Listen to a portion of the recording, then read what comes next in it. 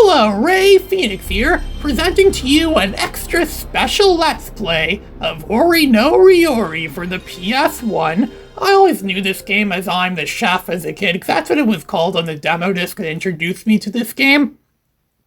Which would imply if this game were to get released in America, it would probably be called, I'm the Chef.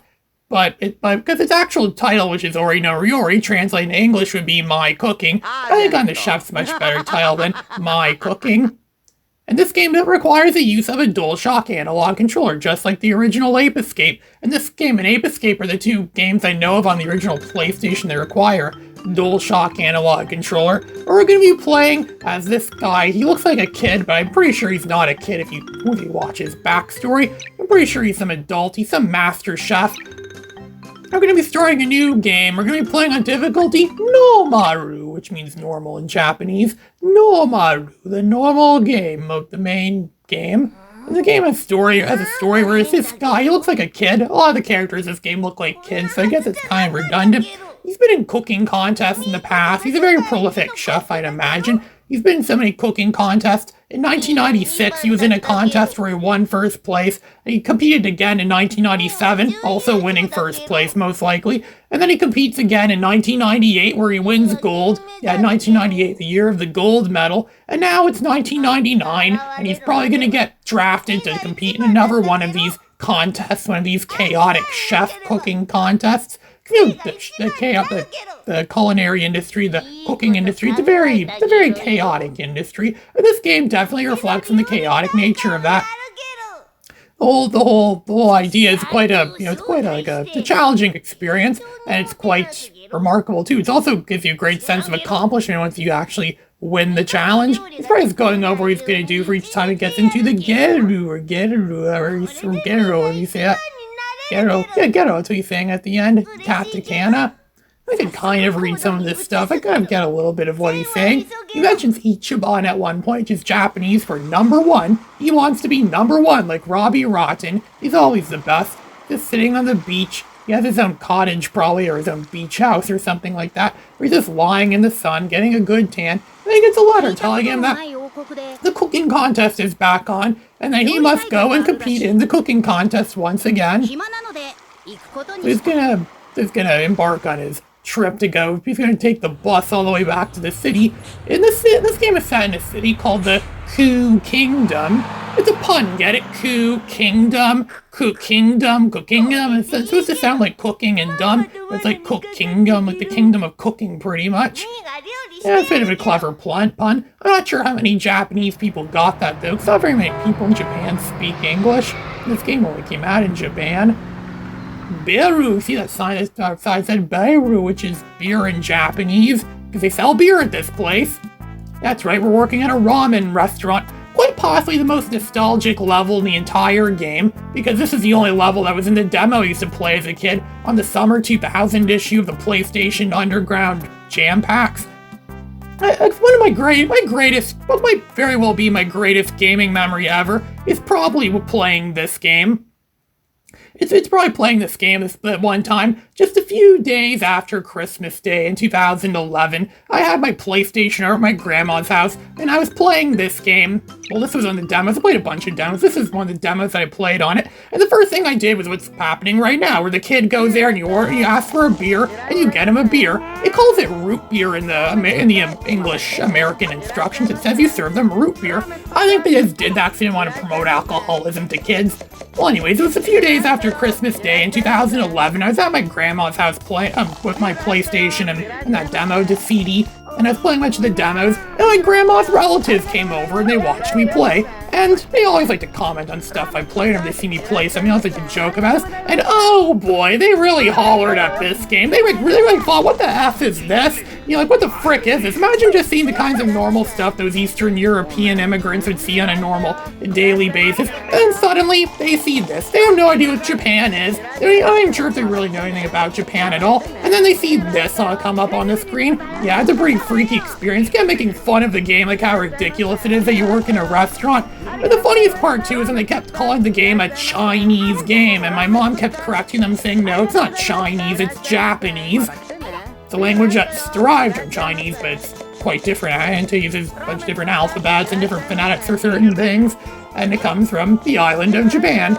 I don't think they really knew much about Japan, and based on stuff they said before, I'm not sure if they realized that China and Japan are two different countries with very different customs and whatnot. This game comes from Japan. This game is a certified Japanese classic. I kept saying it was root beer, and my mom kept saying no. Look at those rugged men on the screen. They're not after root beer. They want the real stuff. They want beer, and they really laughed at this part too, where I have to go against this old chef guy. Yes, it was really funny seeing them laugh at the game and make fun of the game and completely mock it and stuff too. And then they won, and then my grandma's brother is even saying, "Oh, why does he play this game when he can't understand it all?" And I say, well, you don't need language to understand a game. The game is good. It's good. It doesn't matter what language it's in. If it's good, it's something that's good. It's fun. That's exactly why I like this game. A lot of American kids got to play this game thanks to that demo that was on the PlayStation Jam Pack Summer 2000. None of them knew what was going on. None of them knew how to translate any of this stuff, and yet somehow they knew exactly what to do, because it does show you what to do in the upper right-hand corner of the screen, the analog control movements, and kids knew how to play this game, and it was a lot of fun, even though they couldn't understand it at all. I also have some fond memories, too, of finding this game back in 2006, when I was reunited with my PS1 and a bunch of games. And I found that this demo just happened to find this specific game. I didn't know about this game, I had this beforehand, but somehow I did, and I found it. And I played it for a bit, and I fell in love with it. It was a game I wish I could have bought, but I couldn't buy this whole game because I don't live in Japan. You know, see, that's the obvious thing. This game taught me a lot about Japan, like the emergency number is 110. I guess if terrorists were to attack Japan, they'd do it on January 10th.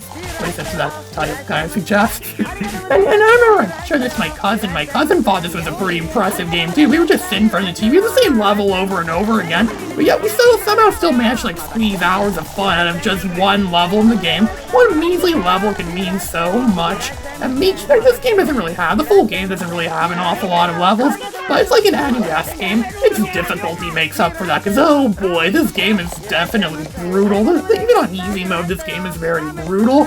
And it's very random too if you win or not. You just have to kind of best of luck, which are the best of luck, and hope you get the best of luck. Because luck and a little bit of skill, mostly just skill really, and luck. A lot of it's luck is how you're gonna win at this game most of the time. The first level plays easy on you, with the following levels. Oh boy, no way, they don't play easy on you.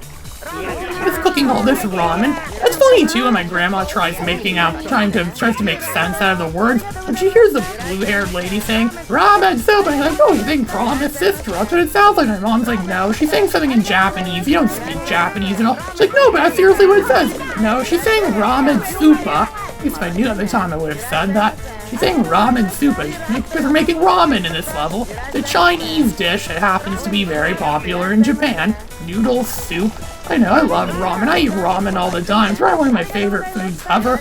I always try to reinvent it every time I have it too, by changing it up or adding different things to it, or adding stuff like making ramen spaghetti or ramen pizza maybe, or a ramen with chicken in it, cheesy ramen and stuff like that. It's a very versatile dish.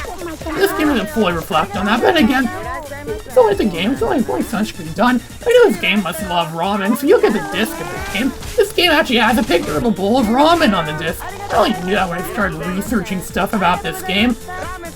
Since I don't own a real copy of this game, because I don't live in Japan, so it's pretty much locked up. Own a copy. I mean, I wish I could get a copy of this game, but I don't live in Japan, and it wouldn't work on my American PlayStation. I don't own a Japanese PlayStation either. And to this day, years later, it's a full story about them making fun of the game for being in Japanese and thinking, why do you play this game? You can't understand it all. That should have got me thinking, what if I did understand this language? What if I did know how to speak it? And then I realized I could learn this, and years later, more than a decade later, I get Rosetta Stone, and I start teaching myself Japanese, and I actually learned a great deal of the language, actually. Well, language for what I've done. I actually got a point where I could read a lot of the stuff. Not necessarily know what it means, but I actually could read out of some. I can make heads or tails out of some stuff. It's actually quite impressive, actually. I'm sure I'll become fluent eventually. And this stuff ultimately inspired me to go to Japan. This game and Jumping Flash are my top two favorite games.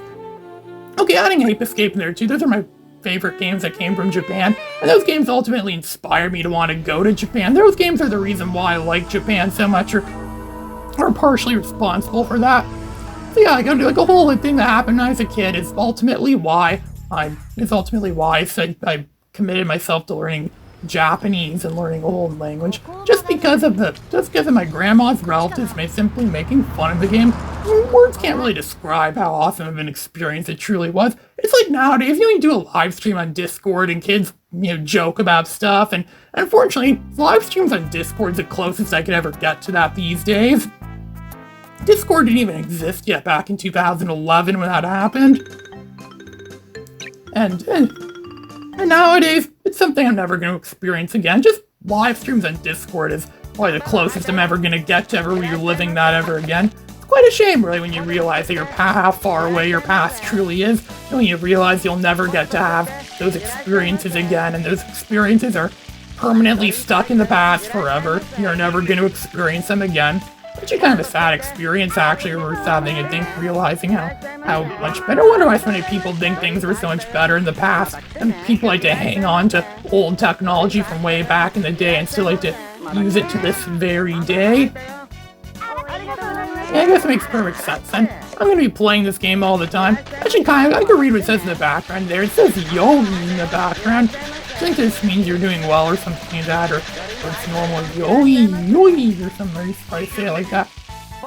Yeah, I recognize those letters. I'm also good at reading hiragana and katakana letters, which are the basic alphabets of the Japanese language. But when kids in Japan learn how to read Japanese, those are the two alphabets they learn, and that's what I mostly know. There's also kanji, which are those intimidating Chinese letters, but I don't really know how to read those very well. A lot of the games I play don't even make use of them, like Ratchet Deadlocked, for example, or like Ratchet Deadlocked and the other Ratchet and Clank games. Even Ape Escape, the original Ape Escape, didn't even really make any use of kanji letters. Now it's saying Wari in the background, or Ryouri in the background, which means bad in Japanese. That means you're doing bad. Yeah, it's weird. It's actually quite creative, actually. They just took their words and put them in the background and simply say how well you're doing. If you do poorly, the game starts to show like static on the screen. It's like you're watching an analog TV signal, and the signal is bad, so it looks all fuzzy. Like fuzzy frames. Remember fuzzy frames from back in the day? Even VHS tapes had that too. That's what it looks like when you're not doing very well in the game. You're losing. I'm trying to get better again. There's a lot of like twists and turns. There's been a lot of times where it looks like, oh, you're gonna win, then last minute something happens and you lose. And then the other way around happens, where it looks certain you're gonna lose, and then you end up winning. Oh yeah, this is typical chaos for this game. This game is very random and unpredictable a lot of the time. I can imagine someone trying to make a gambling game out of this where you have to bet on who's gonna win, the computer or the player. And most of the time, the bets will probably be wrong because of how random the AI is in this game. If you do compete against a chef, each level is structured into where the first level is you're trying to win approval from your customers, and once you win that, then you have to compete against the chef, the other chef, the rival chef, and then once you beat him, you consider beating the level, and you go on to the next restaurant. Now it looks like we're working on some sort of 50s diner or something like that, where we make burgers and fries, and we make burgers, fries, we pour sodas for the people. The sodas look like they're green. I'm guessing it's melon soda, because melon soda is a green soda that's really popular in Japan. I haven't had any myself, but when I go to Japan in the future, I'm most certainly gonna have some of that melon soda. They sell it everywhere in Japan. McDonald's in Japan sells it. Burger King in Japan sells it. Pretty much everywhere in Japan you could think of sells it. There we go. We cleared the first segment of the second level. I remember I first played this in 2019, the full game. When I finally got an emulator for PS1 to play this, and I could finally play this game for the first time, the full game. I got stuck at this level, and for the longest time, I never got past the second level. I remember mentioning how brutal this game is.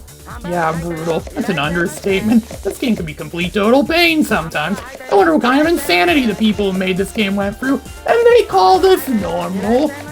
I guess for Japan standards, it is pretty normal, considering the fact that Japan's a pretty messed up country a lot of the time, considering all the weird stuff they put out.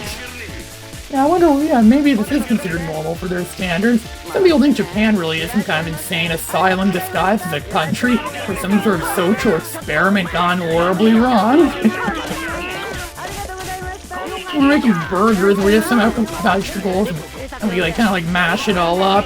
All 110. It took me years before I realized it was actually going on with 110. I thought it was like someone's having a heart attack or choking in the restaurant, and then we had to call them. But no, it's actually because there's an altercation going on. You have to call the police. You should take Sasandra, which is police in Japanese or something like that. And we won just like that. It took me like 55 freaking attempts to do that. And finally, when I finally did it, the one time I finally won, it just went like that. It was really fast. It was very fast. It was mostly just luck too, because he just kept screwing up a bunch of times. I don't know if this game has that factor that some PS2 games have, or if you lose a lot, it decreases the difficulty. I don't know if this game does. I don't think this game does that. And that girl clearly has a crush on the main character. You don't need language to know that. Memoricado! Yeah, I could read it as Memoricado. Complete, that kanji meaning complete. This is the guy we're going to be taking on in the next part of this Let's Play. Ray Phoenix, signing out.